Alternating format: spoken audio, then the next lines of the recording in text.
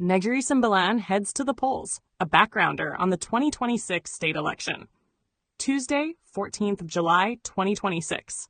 Background to the snap election, a constitutional and royal crisis. The decision to dissolve the Negeri Sembilan State Legislative Assembly was not driven solely by political considerations. It came against the backdrop of an unprecedented constitutional and royal crisis that has engulfed the state since April, creating uncertainty over both the legitimacy of the state's traditional institutions and the stability of the elected government. The crisis began when Datuk Mubarak Dohak, the Undang of Sungai Ujong, was removed from his customary office after the Dewan Keadilan Dan Undang accepted allegations that he had breached adat and religious norms. His removal was endorsed by the relevant customary authorities and acknowledged by Yang di-Pertuan Besar Tuanku Muhriz, Tuanku Munawir, and the Dewan Keadilan Dan Undang. The dispute quickly escalated when several Undang challenged the legitimacy of Tuanku Muhriz's reign, claiming they had the constitutional authority under Negeri Sembilan's unique adat perpati system to remove the Yang di-Pertuan Besar. They subsequently proclaimed Tunku Nazaruddin Ibni Almarhum Tuanku Ja'afar as the new Yang di-Pertuan Besar in a ceremony held outside Negeri Sembilan. The state government, however, rejected the proclamation and continued to recognize Tuanku Muhriz as the lawful Yang di-Pertuan Besar. Prime Minister Datuk Seri Anwar Ibrahim likewise affirmed the federal government's recognition of Tuanku Muhriz, maintaining that any challenge to the ruler's position must proceed strictly in accordance with constitutional and legal processes rather than unilateral declarations. The royal dispute soon developed into a political crisis. Barisan Nasional withdrew its support for Menteri Besar Datuk Seri Aminuddin Harun, raising doubts over whether his administration still commanded the confidence of the state legislative assembly. Rather than attempting to form an alternative government amid competing claims over the state's constitutional leadership, Aminuddin sought the dissolution of the assembly and requested a fresh mandate from the electorate. Tuanku Muhriz granted his consent to the dissolution, paving the way for the snap state election. Political analysts generally agree that the election is intended not merely to determine which coalition will govern Negeri Sembilan, but also to restore political legitimacy during an extraordinary constitutional impasse. While the polls cannot directly resolve the legal and customary questions surrounding the Yang di-Pertuan Besar, a renewed electoral mandate is expected to strengthen whichever state government emerges and clarify which administration will work with the ruler recognized by both the state and federal authorities. Most constitutional scholars, however, caution that the underlying royal dispute will ultimately require resolution through the courts and the institutions established under the Negeri Sembilan Constitution and Adat Perpati. Negeri Sembilan is set to become the second state to hold elections this year, following Johor, with the outcome expected to provide another important gauge of public sentiment towards Prime Minister Seri Anwar Ibrahim's unity government and the evolving relationship between Pakatan Harapan PH and Barisan Nasional BN. The Election Commission has fixed 18 July 2026 as nomination day, 28th of July for early voting, and 1st August 2026 as polling day. As of today, nomination day has not yet taken place, meaning political parties have yet to officially unveil their candidates, although preparations are in their final stages. The election was called following the dissolution of the Negeri Sembilan State Legislative Assembly on the 5th of June, more than 2 years before its term was due to expire. The early dissolution surprised many observers because the Pakatan Harapan-led administration, under Menteri Besar Datuk Seri Aminuddin Harun, still enjoyed a working majority and was under no constitutional pressure to seek a fresh mandate. Several factors are believed to have influenced the decision. Politically, the election offers Pakatan Harapan an opportunity to seek a renewed mandate, while Aminuddin Harun remains personally popular in the state.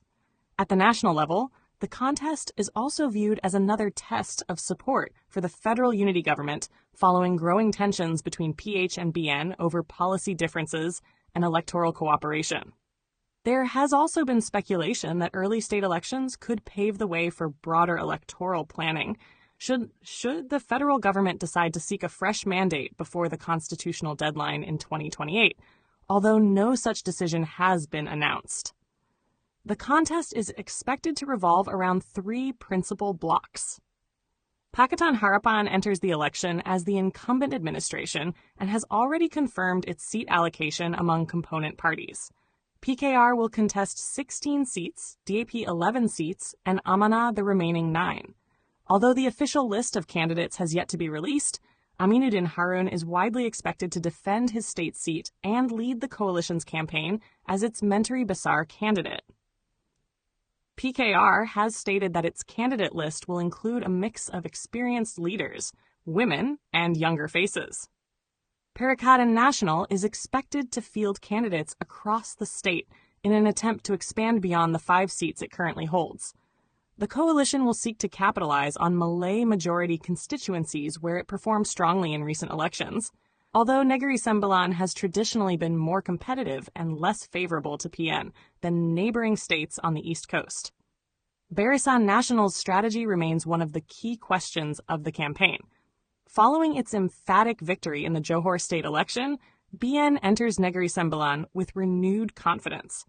Political attention will focus on whether UMNO contests independently, as it did in Johor, or reaches some form of electoral understanding with Pakatan Harapan at the state level. The answer is likely to shape the competitiveness of many marginal constituencies. Analysts generally expect Pakatan Harapan to remain the favorite to retain Negeri Sembilan, owing to the state's demographic profile, Aminuddin Harun's standing as Menteri Besar, and PH's established support in urban and mixed constituencies. However, they also expect a more competitive contest than in 2023, with Perikatan Nasional likely to make gains in selected Malay-majority seats, and Barisan Nasional aiming to rebuild its influence after its strong showing in Johor. Much will depend on voter turnout, the extent of three-cornered contests, and whether dissatisfaction with the federal unity government translates into votes against Pakatan Harapan at the state level. Although the Negeri Sembilan election will not alter the composition of the federal parliament, its outcome will be watched closely across the political spectrum. Together with the recent Johor election and the forthcoming polls in other states, it is expected to provide an important indication of voter sentiment ahead of Malaysia's next general election, which must be held by early 2028. The author has placed this work in the public domain. It may be freely imported, exported, shared, distributed, edited, modified, or reformatted without explicit consent from the author. As a visually impaired person, the author asserts his rights under the Marrakesh Treaty to facilitate access to published works for persons who are blind, visually impaired, or otherwise print disabled. 2013, wipo.int.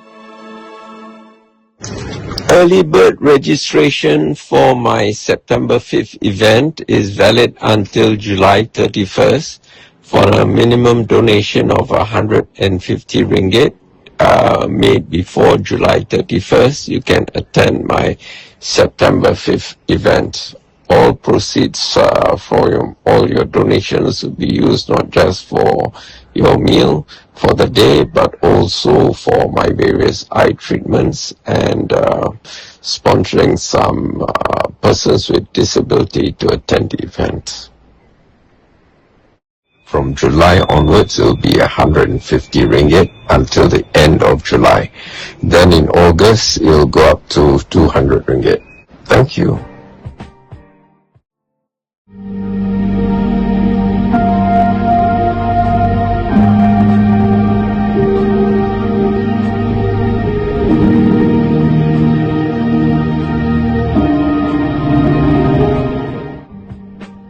How to attend Aislan Adnan's Meet the Author Luncheon at the Hungry Tapir, 135 Petaling Street, Kuala Lumpur.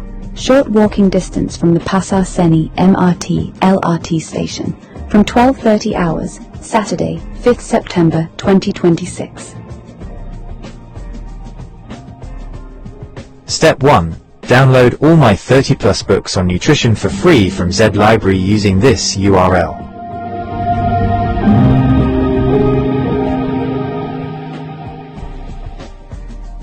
However, there is a limit of 10 downloads a day from Z Library. The workaround is to download them, and 2,250 plus others, from my Optimal Health Community Telegram broadcast channel at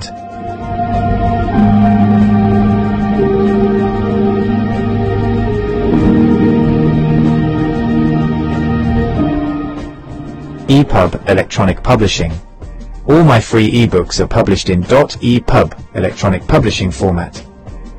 If you are still living in the dark ages and only know .pdf, portable document format, and never heard of .epub, don't worry. You are about to have a mind-blowing experiential learning journey. If you use an Apple device, .epub files open in the Books app. If you are an Android user, use Universal Book Reader or a similar app. If you need further instructions on how to read .epub documents, just ask your favorite AI app to teach you. If you have never used an AI app before, start with Grok, Gemini, or ChatGPT. Then move on to DeepSeek, Claude, or Kling later. Step 2. I have put all my books in the public domain, and you may share them freely. In fact, I strongly implore you to do so. Viralize them, make sure they reach every person who needs the knowledge contained in them. In Malaysia, the most recent data from the National Health and Morbidity Survey 2023 shows that 21.8% of adults are obese and 32.6% are overweight. This means the total combined rate is 54.4% of adults. Scary huge percentages of Malaysians are diabetic or suffer from other non-communicable diseases, NCDs. To be specific, in Malaysia, about 15.5% of adults have chronic kidney disease, CKD, up from 9.1% in 2011. Around 21.4% of adults aged 30 and above are at high risk of cardiovascular disease, CVD. Among older adults, about 8.5% have dementia, equating to roughly 260,000 people as of 2022. A nation is only as strong as its human capital. How strong can a nation be if more than half its population is fat, sick, and nearly dead? Of what good can you be to your family if you are fat, sick, and nearly dead? You owe it to yourself to be the best version of yourself that you can possibly be. Step 3. Read the books, follow whatever advice that makes sense to you. If something doesn't make sense to you, or causes cognitive dissonance, you can ask me clarifying questions on the 5th of September. Also, be prepared to report on the 5th of September what improvements in your health you have noticed. So far, one person has seen her total cholesterol level drop from always above 5 to 4.6. Another has resolved a chronic constipation issue. I have written 2 books on human stool classification and stool analysis. Another person who wakes up every morning with a white layer of mucus on her tongue for more than half her life, now wakes up with a clear tongue. Step 4. Make the minimum donation by the required dates. The longer you prevaricate, the higher the minimum donation gets. Minimum donation per pax: 100 ringgit for donations received by June 30th, 150 ringgit for donations received by July 31st, 200 ringgit for donations received by August 31st, 500 ringgit for donations received by the 5th of September, and for walk-ins. Places are limited. However, I do not wish to deprive anyone. If enough people register, we can take over the whole restaurant, so make your donations early to reserve your place.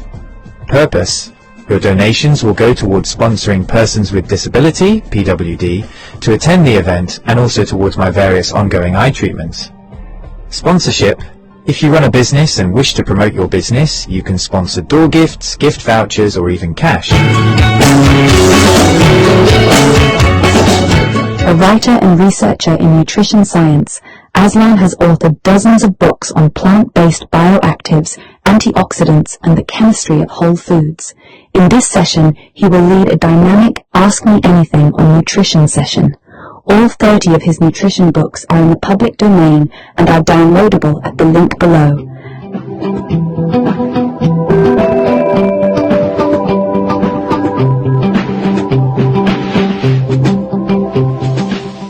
Attendees must read these books in advance and come prepared with their questions. This is a singular chance to engage with one of today's leading independent nutrition thinkers. Don't miss it. A healthy, whole food, plant-based lunch with the menu curated by Aslan Adnan will be served. No need to write your name and the reference of the bank transfer, as it will automatically be displayed, but include your phone number in case we need to contact you for any last-minute changes.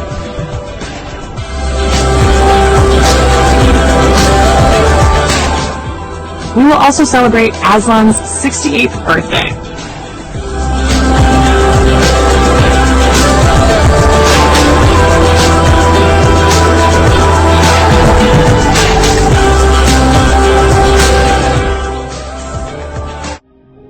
Some of you have been wondering why a YouTube channel devoted to green political philosophy and ideology would address health issues. The stark facts are these.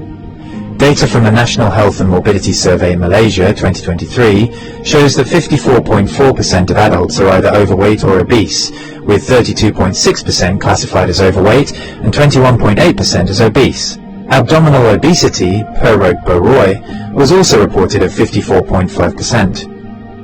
Compared to 2011, the combined prevalence of overweight and obesity has increased from 44.5% to 54.4%. According to the same survey, 15.6% of adults in Malaysia have been diagnosed with diabetes, kencing manis.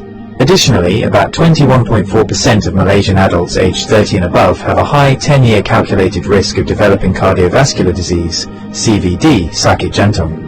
In Malaysia, precise prevalence data for diagnosed CVD is somewhat limited. Data from 2010 to 2021 indicated that 16.6% of all registered deaths were due to CVD.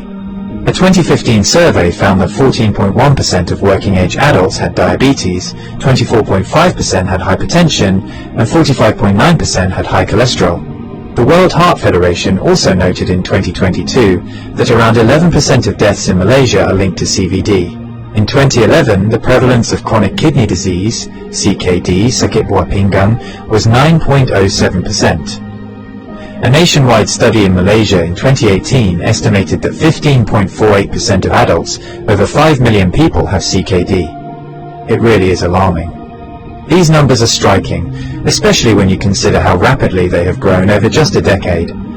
It is a massive public health challenge.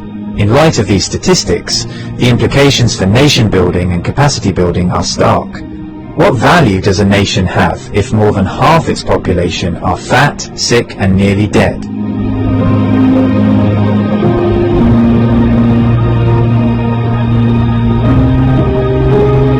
Are you fat, sick, and nearly dead?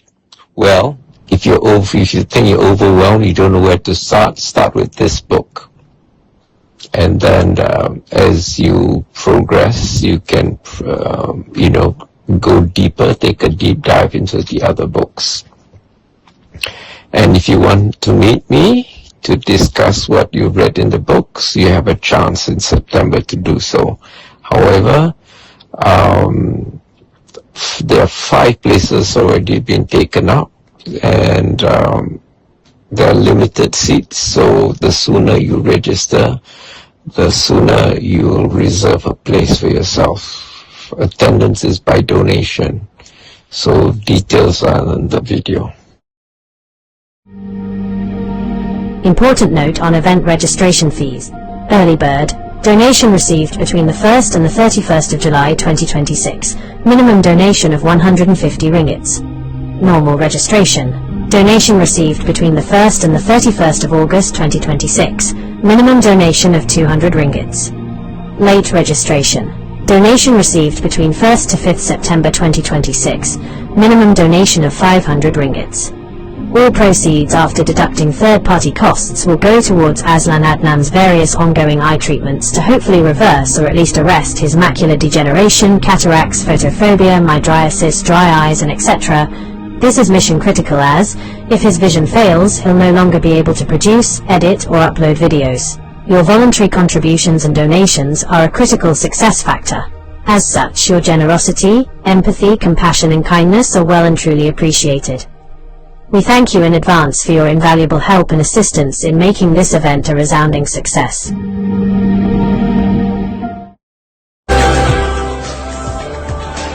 About the author.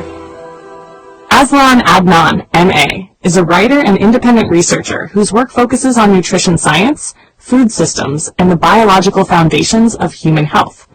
His writing examines how natural foods contain complex compounds that interact with human physiology in ways that may support long-term well-being. He has a particular interest in plant-based bioactive compounds such as polyphenols, carotenoids, flavonoids, and other phytochemicals found in fruits, vegetables, herbs, spices, algae, and fungi. His research explores how these compounds function in plants and how they may influence human nutrition when consumed as part of a balanced diet. Aslan approaches nutrition from a multidisciplinary perspective, drawing on biochemistry, plant biology, and public health nutrition.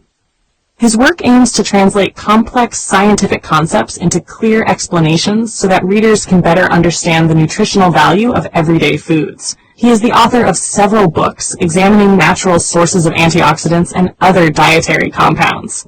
Author of the Antioxidant series, Antioxidants in Herbs and Spices, Antioxidants in Algae, Microalgae, and Fungi, Antioxidants in Fruits and Vegetables, Antioxidants in Nuts and Seeds, Antioxidants in Berries. Author of the Nutrient series, Macronutrients, Volume 1, Carbohydrates, Macronutrients, Volume 2, Lipids, Macronutrients, Volume 3, Proteins, Micronutrients, Vitamins, Trace Elements, and Minerals, Anti-nutrients, the hidden blockers in your food, Phytonutrients, the quiet power of plants, Water, the forgotten fourth, a macronutrient you can't ignore, other books on health and nutrition, Tuber's Briefing Paper, 2nd edition, Aslan's 5-Powder Manifesto, Eating the Greek Way, How Cultural Habits Support Health Without Trying, Ideology on a Plate, How Robert F. Kennedy Jr. Turned U.S. Dietary Guidelines into a Scientific Farce, Maslow in 2026, A Practical Guide to Actual Needs, Not Scrollable Wishes.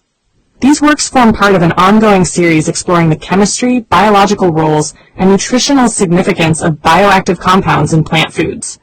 Through his writing, Aslan advocates a practical food-first approach to nutrition. His work emphasizes whole foods, dietary diversity, and balanced eating patterns, rather than reliance on isolated nutrients or supplements. He holds a Master of Arts in International Business and Management from the University of Westminster in London, and writes extensively on nutrition science, health, and food-based approaches to long-term well-being. Aslan Adnan, the quiet revolutionary of real food writing. Aslan Adnan, M.A., is a Malaysian polymath who spent decades turning food into philosophy. Raw, unfiltered, no hype. You won't find him pushing superfoods or miracle diets. He dissects what actually works. Whole plants, spices, microbes, and the quiet chemistry that keeps bodies humming. With over 30 books, self-published, shared freely on Z-Library, Facebook groups, Telegram channels, Aslan's output is prolific. Part manifesto, part manual. Early works like Spring Has Sprung, a psychological thriller, and travelogues on the road to the East Coast reveal his roots in journalism, advertising, and storytelling. But nutrition became his mission. Educated with a Master of Arts in International Business and Management from the University of Westminster, London, he taught at the School of Management, Royal Holloway, London, while pursuing doctoral research in business strategy and environmental management, specializing in the international timber trade. That academic backbone, rigor, systems thinking, sustainability, bleeds into his food writing. No fluff, just evidence. The core series, the Macronutrients Trilogy, Volume 1 on carbohydrates, glucose, fiber, metabolism, Volume 2 on lipids, fats, omega-3s, inflammation, Volume 3 on proteins, repair, enzymes, muscle. Then micronutrients, water, and anti-nutrients, the plant world's double-edged sword. Anti-nutrients are naturally occurring compounds in whole foods, phytates, oxalates, lectins, goitrogens, that can bind minerals, block enzymes, or mess with absorption. They evolved as plant defenses, but in us, they steal iron from spinach, calcium from kale, or spike gut irritation from raw beans. Variety wins. 30 plants a week, not monodiets. Raw's romantic, but cooked smarter. Add spice blends like Aslan's 5-Powder Manifesto, turmeric mixes for real anti-inflammation, and you've got a library that says, eat wide, not weird. Why release it all into the public domain? Because knowledge isn't currency. It's oxygen. Aslan watched corporations gatekeep health, paywalls on papers, patented supplements, proprietary blends that hide what works. He refuses. His books aren't for sale. They're for spread. No DRM, no ads, no ego. Just files anyone can download, print, share. He says it plain. If one person in a kampong swaps white rice for brown or steams kailan instead of boiling it, that's the win, not royalties. He's no gatekeeper. His Facebook, Aslan Green Party, Instagram, and YouTube drop bite-sized truths. Traffic light WFPB guides, eye health talks on looting, vegan journeys. He credits tradition, curries, forest mushrooms, seaweed from tides, and lives it. Unpeeled carrots, home ferments, no moralizing. 30-plus titles aren't about volume. They're depth. Carbs to phytonutrients, water to gut bugs. Aslan doesn't sell health. He hands you the tools. Read him and your plate changes. Not because you're broken, because you're built for better.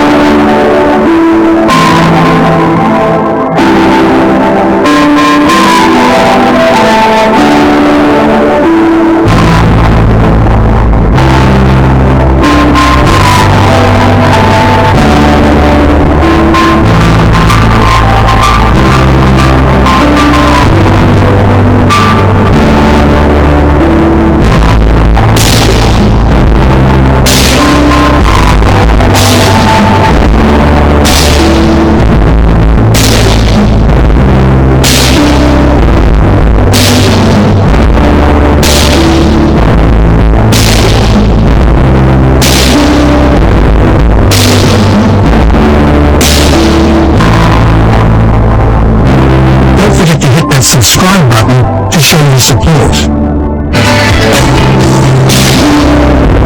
Share your thoughts in the comments below. Don't forget to like this video and subscribe to our channel to show your support.